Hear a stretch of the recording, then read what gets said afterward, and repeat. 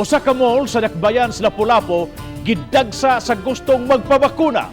Ginisanglit gi-require ang vaccination card panahon nga mo biyahe. Ubang mga inahan, di katahong gituyo pagda ang ilang mga masuso aron mahatagan og priority sa linya. Si Luan Mayrundina sa report.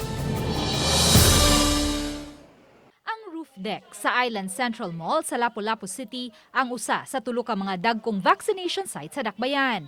Apan ang linya sa mga nagpabakuna naabot na hangtod sa second floor.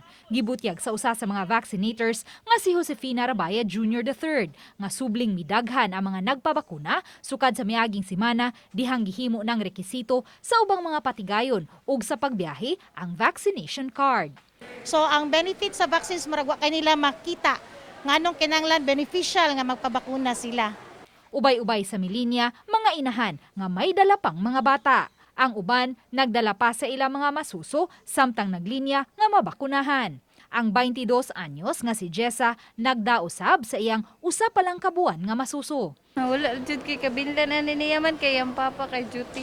Matod ni Jessa, naaghat lang siya pagpabakuna bisan kung bag-o pa siyang nanganak tungod kay gihimo namang rekisito ang vaccination card sa ubang mga establishmento.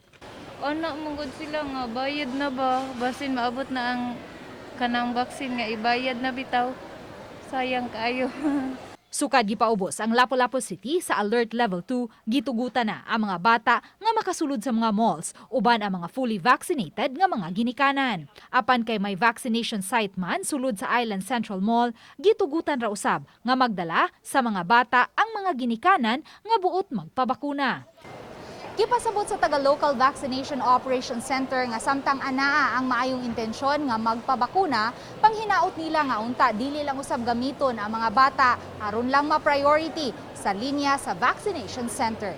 So far ma'am ilang gihimo nga kana bang excuse for us to prioritize ang mga mama nga naay bata. So what we did, amo na gid lang gikuan gahapon, start gahapon. Motong naay mga mama nga nagdala gyapon og mga babies nagstay sa kilid, amo gyud gipabadlong, among gipapanaog.